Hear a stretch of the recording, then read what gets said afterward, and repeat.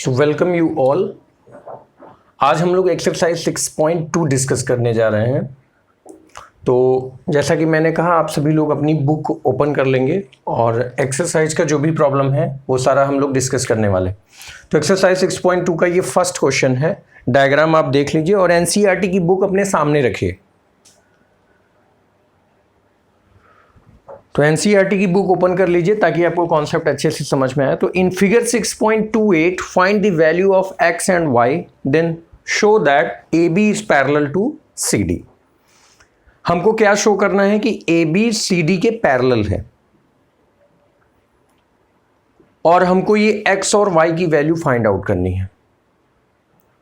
तो देखिए, सबसे पहली कंडीशन क्या होनी चाहिए, अगर ये वाली लाइन देखें, ये दो लाइन है, ये पैरेलल है या नहीं, अभी ये हमको शो करना है। मतलब पहले से ही अज्यूम नहीं कर लेना है कि ये पैरेलल हैं। तो ये दो लाइन अगर पैरेलल नहीं भी हैं और उनको कोई एक थर्ड लाइन कट कर रही है, तो इंटरसेक्ट कर रही है, तो ऐसी लाइन को हम कौन सी लाइन बोलते हैं? Transversal line. तो लेट अस से इसका नेम रख देते हैं एल। तो इस ट्रांसवर्सल लाइन पे इंटरसेक्शन कौन से पॉइंट पे हुआ है? इंटरसेक्शन एक यहाँ पे हुआ है, लेट अस से ए बी सी डी तो हो गया एम, और एक यहाँ पे हुआ है, इसका नाम रख देते हैं एन। एम और एन पे इंटरसेक्शन हुआ है, ध्यान से समझिए। तो अगर ये लाइन है तो ये कंप्लीट, जहां पे ये वाली बात है, ये वाला, ये हम लोग स्टार्टिंग से पढ़ चुके हैं। स्टार्टिंग में ये लाइन पे कितने डिग्री का एंगल बनेगा? 180 डिग्री का। मतलब एंगल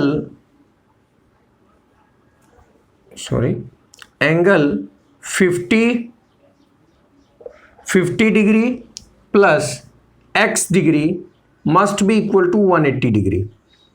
देखिए, इस कंडीशन, ये कंडीशन वैलिड है क्योंकि किसी भी लाइन पे दो एंगल का सम अगर है, बगल में एकदम साइड में एडजेसेंट एंगल है उसके, तो इस लीनियर पेयर के एंगल इसका और इसका सम कितना आना चाहिए? 180 डिग्री। तो from here x degree is what?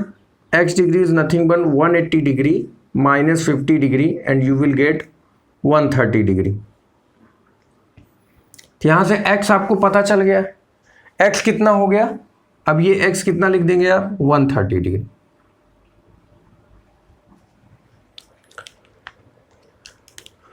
x आपका 130 डिग्री हो गया। अब ये y हमको पता लगाना है। अब देखिए, ये हो गया फर्स्ट कंडीशन। यहां पे हमने लीनियर पेयर वाला कॉन्सेप्ट लगाया। दूसरा देखिए, इस क्वेश्चन में लोग अलग अलग तरीके से आप सॉल्व करेंगे, तो मुझे नहीं मालूम आप गलत तरीके से सॉल्व करेंगे सही से, लेकिन इसमें कहा है कि so that A B is parallel to C D. मतलब हमको ये प्रूव करना है कि ए बी सी डी के पैरेलल है। अभी हमको नहीं मालूम कि ये पैरेलल है भी या नहीं। अगर मैं पैरेलल ना कहूं, अच्छा ये बताइए, अगर मैं एक ऐसा लाइन बना लूं ऐसे, और यही सेम क्वेश्चन ऐसे बना के दूं, सेम क्वेश्चन है, ये वाला एंगल आपको लिख दूं 50 डिग्री, बस आप ध्यान से सुनते रहिए, और ये एंगल आपसे पूछूं x कितना होगा, और ये एंगल कह दूं कि 130 डिग्री, और आपसे पूछूं बताओ ये कितना होगा, तो आप यही क्वेश्चन तो करेंगे, ऐसे ही तो लगाएंगे कि ये 50 है तो 180 में से 50 घटाएंगे तो ये कितना आएगा? 130 डिग्री। और अगर ये 130 डिग्री x आ चुका है, ये 130 है, तो ये कितना होगा? दो लाइन इंटरसेक्ट करती है अगर, तो वर्टिकल अपोजिट एंगल क्या होते हैं? इक्वल होते हैं। सो if this is 130, this must be also 130, तो ये भी कितना हो जाएगा? 130 डिग्री। तो यहां से x और y तो पता चल गए, तो इसका मतलब अगर ये 130 है तो ये भी 130 होगा डेफिनेटली। एंगल तो पता चल गया, एंगल क्वेश्चन सॉल्व करने में कोई कठिनाई थी, क्वेश्चन समझ में आ गया। अक्सर ज्योमेट्री के जो भी क्वेश्चन होते हैं या ऐसे, लोग सोचना बंद कर देते हैं, बस उनको किसी तरीके से वैल्यू मिल जाए। नहीं, पहले क्वेश्चन को अच्छे से रीड करिए। क्वेश्चन में क्या कहा जा रहा है? क्वेश्चन में हमको ये प्रूव करने के लिए कहा जा रहा है कि ये दोनों पैरेलल हैं। अरे दिख भले रहा है, ना दिख रहा होता तो ऐसा बना देते डायग्राम, और ऐसा डायग्राम बना के अब आपसे कहते कि प्रूव करो ये वाली लाइन और ये लाइन दोनों पैरेलल हैं। तो आप कैसे प्रूव करेंगे कि ये दोनों लाइन पैरेलल हैं?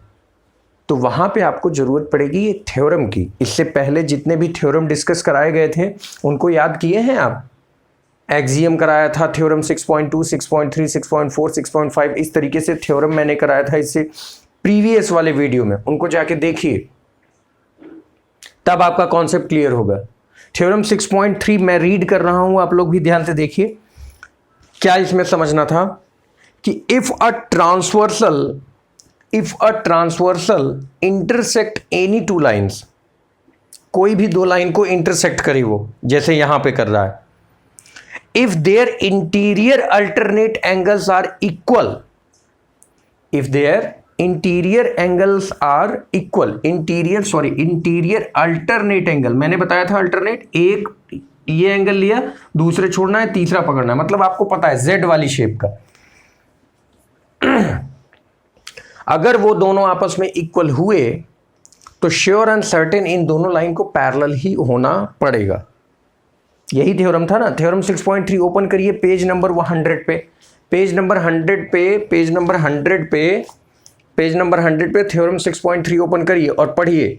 If the transversal intersect two lines such that pair of alternate interior angles is equal then the two lines are parallel. मतलब if it is satisfying this condition then A B must be parallel to C D. तो examination में आप कैसे लिखेंगे? ये vertical opposite वाला second concept समझ में आया कि इफ दिस इज 130 तो ये भी 130 होगा, इज इक्वल टू वाई। कैसे? वर्टिकल अपोजिट एंगल वाले कॉन्सेप्ट से। अब ये दोनों हो गया। अब आप यहां क्या देख रहे हो? एक्स डिग्री और वाई डिग्री में आप क्या देख रहे हो? X degree and Y degree angles are nothing but angles are interior alternate angles, interior alternate angles, and if they are alternate angles, so according to our solution they all are equal, x and y are equal, this is x degree and this is y degree, they both are equal, and this is the theorem 6.3 कि for a given any two line, if any transversal line will intersect and angle x and y are equal, alternate interior angles, then line must be parallel. Hence proved. What is proved? AB parallel to CD.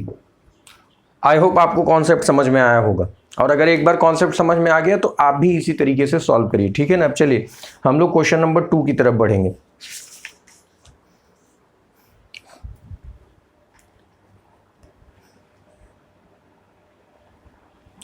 Now this is your question number 2। ये भी देखो अच्छा question है, इसमें भी थोड़ा सा concept लगेगा। इन ए गिवन डायग्राम, ये डायग्राम आपके बुक में गिवन है, एनसीईआरटी की बुक अपने सामने रखिए, ठीक है ना, ओपन करके रखिए। रहा क्वेश्चन नंबर 2, मैं डिस्कस कर रहा हूं, ध्यान से समझिए। Given A B is parallel to C D. यहां पर पहले ही पता चल गया है कि ए बी सी डी के क्या है? पैरेलल है। And C D is parallel to E F, यानी सी डी किसके पैरेलल है? ई एफ के। तो यहां पे पहले से ही पता है कि ये तीनों लाइन, इसका मतलब आपस में क्या है? पैरेलल है। और एक ट्रांसवर्सल लाइन एल, मैंने अपनी तरफ से नेम दे दिया है, एल क्या है? इसको इंटरसेक्ट कर रहा है। कितने पॉइंट्स पे? 3 पॉइंट्स पे। तो इन तीनों के नाम रख देते हैं बेटा, एम एन ओ। ये तीनों पॉइंट पे क्या कर रहा है? इंटरसेक्ट कर रहा है। तो गिवन क्या है? y रेशियो z, y और z के एंगल का रेशियो दिया हुआ है 3:7। फाइंड दी x, हमको x डिग्री पता लगाना है। तो थोड़ा सा आप 2 मिनट वीडियो को पॉज करके खुद सोचने की कोशिश करिए कि आप कैसे इसको सॉल्व कर सकते हैं, और फिर इसके बाद आप सोल्यूशन देखिएगा। आप अगर कर लेंगे तो बहुत अच्छी बात है, ठीक है ना। तो वीडियो को रोकिए, स्टॉप करिए और एक बार खुद सॉल्व करिए। तो आई होप आपने कर लिया होगा। अब मैं सॉल्व करने जा रहा हूं। चलिए देखिए, सबसे पहला सोचिए y और z में अभी कौन सा रिलेशन है? किसी प्रकार का रिलेशन आपको लग रहा है? ये और इसमें कोई रिलेशन अभी आप एस्टेब्लिश नहीं कर सकते। लेकिन अगर मैं इस एंगल की बात करूं, ये कितना होगा? ये लाइन है, ये लाइन पे ये z डिग्री है, ये लाइन पे ये कितना हो गया z डिग्री, तो ये कितना होगा 180 माइनस z होगा कि नहीं। टोटल लाइन पे 180 डिग्री का, अगर मैं पूछता ये 30 डिग्री है तो आप इसको कितना बनाते 150 डिग्री। अगर मैं ये पूछता ये 120 डिग्री है तो आप इसको कितना बताते हैं 60 डिग्री, क्योंकि इन दोनों एंगल का सम कितना होता है 180 डिग्री। अब जरा आप देखिए angle MNC must be equal to angle NOE। Angle MNC multinational company MNC, ये वाला angle must be equal to NOE। ये दोनों एंगल आपस में इक्वल होंगे। क्यों इक्वल होंगे? क्योंकि किसी भी पैरेलल लाइन को अगर कोई ट्रांसवर्सल लाइन इंटरसेक्ट करती है तो उनका ट्रांसवर्सल एंगल आपस में क्या होता है, इक्वल होता है ना। यही तो बताया गया था। देखिए ये दोनों लाइन पैरेलल हैं और इन दोनों लाइन को एक इंटरसेक्शन लाइन ये हो रहा है, ये कट कर रही। तो करस्पॉन्डिंग एंगल हम लोगों ने पढ़ा था ना, अगर कोई पैरेलल लाइन है और उसको कोई लाइन इंटरसेक्ट कर रही है तो ये एंगल और ये एंगल क्या होते हैं, करस्पॉन्डेंस एंगल होते हैं। या फिर आप कहें ये वाला एंगल और ये क्या होता है, करस्पॉन्डेंस होते हैं। तो ये आपस में क्या होते हैं, इक्वल होते हैं।